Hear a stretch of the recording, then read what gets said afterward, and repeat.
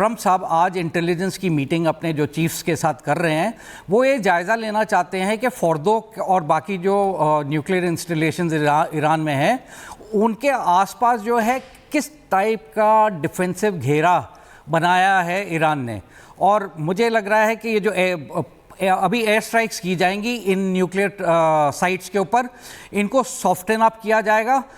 और अभी जनरल साहब बता रहे हैं कि boots on ground, yes, infantry नहीं जाएगी, पर मेरा ये मानना है कि अमेरिकन स्पेशल फोर्सेस और इजरायली स्पेशल फोर्सेस जो हैं वो वहां घुस के वो कोशिश। Important point sir, important point. एक जरा रिपोर्ट बता दें दर्शकों को। इजराइल ईरान युद्ध अब निर्णायक और खतरनाक मोड़ पर पहुंच गया है। अमेरिका की एंट्री कभी भी हो सकती है और ट्रंप ने हमले के प्लान को हरी झंडी भी दे दी है। बस फाइनल ऑर्डर का इंतजार किया जा रहा है। आपको बताते हैं कि ईरान पर अमेरिकी हमले का आखिर प्लान क्या है और कैसे इस प्लान से ईरान के वो 3 बड़े टारगेट तबाह हो जाएंगे जो जमीन के अंदर 200 फीट गहरे बंकर में है। रिपोर्ट से समझाते हैं आपको।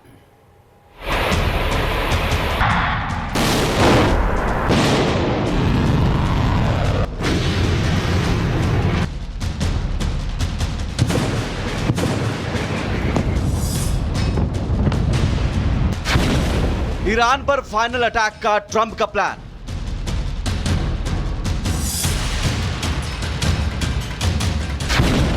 अब परमाणु ठिकानों का मिटेगा नामो निशान।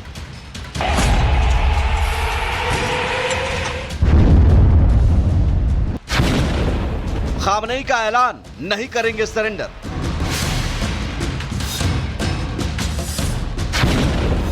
ईरान का परमाणु ठिकाना बनेगा खंडहर।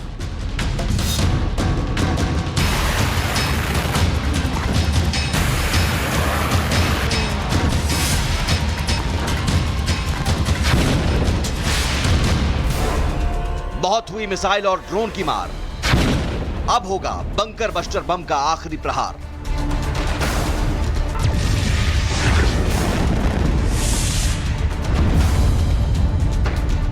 इजराइल ईरान युद्ध अब उस निर्णायक और खतरनाक मोड़ पर पहुंच गया है जहां अब ईरान में सिर्फ और सिर्फ तबाही के निशान ही दिखेंगे।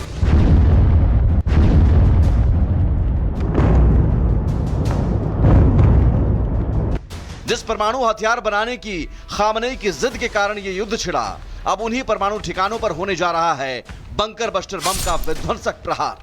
अमेरिकी मीडिया के मुताबिक अमेरिकी राष्ट्रपति डोनाल्ड ट्रंप ने ईरान पर हमला करने की योजना को मंजूरी दे दी है। हालांकि अंतिम आदेश देने से पहले ट्रंप ये देखने के लिए इंतजार कर रहे हैं कि ईरान अपने परमाणु कार्यक्रम को छोड़ देगा या नहीं।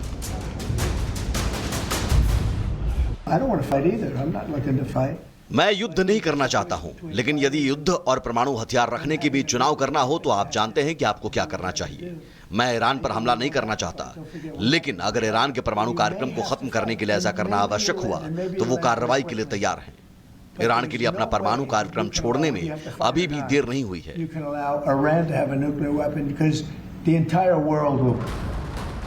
सवाल है कि आखिर ईरान पर अमेरिकी हमले का प्लान क्या है और वो कौन कौन से परमाणु ठिकाने हैं जो अमेरिका के निशाने पर हैं। जानकारी के मुताबिक अमेरिका के निशाने पर ईरान के 3 बेहद सुरक्षित बंकर हैं। ये बंकर ईरान की राजधानी तेहरान से 160 से 350 किलोमीटर के दायरे में है।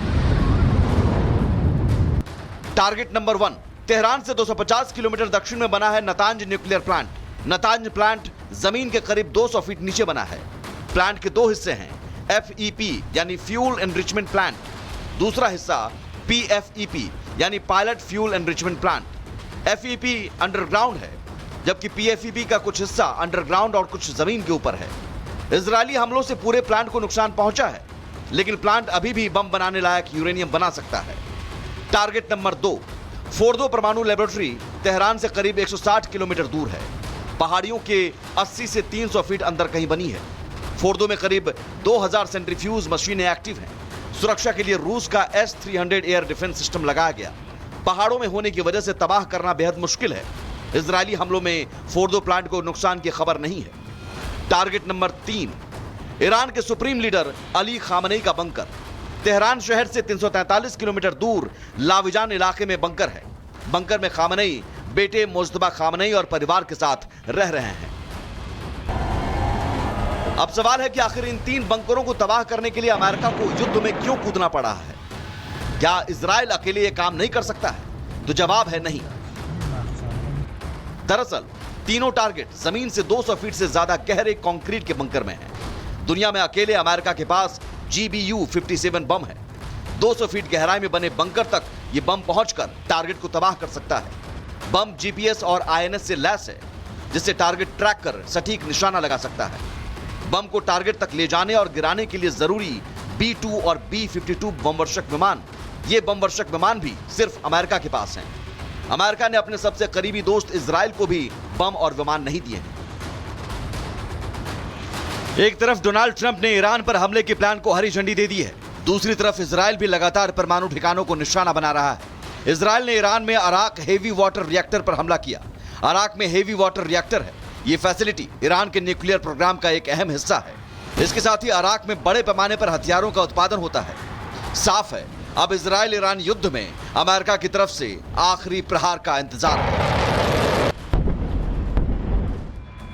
Bureau report, Republic Bharat.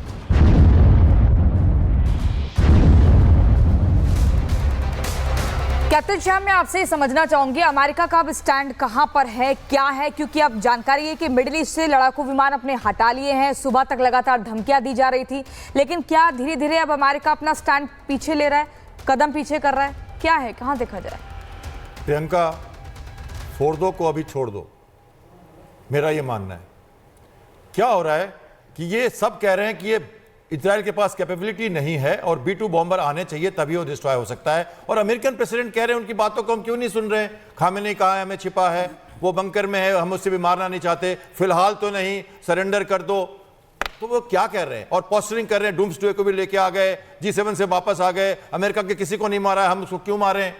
जब तक वो हमें तंग नहीं करेगा हम कुछ नहीं करेंगे। और ईरान कभी कुछ कर ही नहीं रहा, गल्फ अब हरमुज में भी चुप बैठा है, कहीं भी किसी विश्व के किसी भी कोने में वो उकसा नहीं रहा अमेरिका को। और अमेरिका चाहता है कि वो मसीहा बन के पूरे दुनिया की बातों को सहलाता रहे, पुचकारता रहे और अपनी पीस प्राइजेस की तरफ देखता रहे। कभी मुनीर को बना ले, कभी किसी से पीठ ठुकवा ले। अमेरिका जो ट्रंप है ना, मैंने कहा ना पिछले सेगमेंट में कि वो बिजनेस पर्सन है, कभी गवर्नेंस में नहीं रहे हैं, सेना में नहीं रहे हैं, पर बिजनेस करना जानते हैं, सोशल मीडिया के थ्रू वॉरफेयर करते हैं, साइकोलॉजिकल वॉरफेयर करते हैं, और ये भी जानते हैं कि इसमें कुछ सीरियसनेस है। ऐसा नहीं है कि व्यंग कर रहे हैं, बड़ा ट्रम्पेट है उनके पास, वैसे ही बात करते रहते हैं हमेशा। वो 6 साल के हैं राजनेता और 79 ईयर्स एज है, 36 साल से है खामेनी और उनकी एज है 86 साल, 17 साल से एक्सपीरियंस है नेतन्याहू का और उनकी उम्र है 75 साल। ये तीनों नेता हैं, अपने अपने तरह से लड़ रहे हैं। तो क्या अमेरिका अभी कूटनीतिक विचार कर रहा है कि हमें हमला करना चाहिए, नहीं करना चाहिए,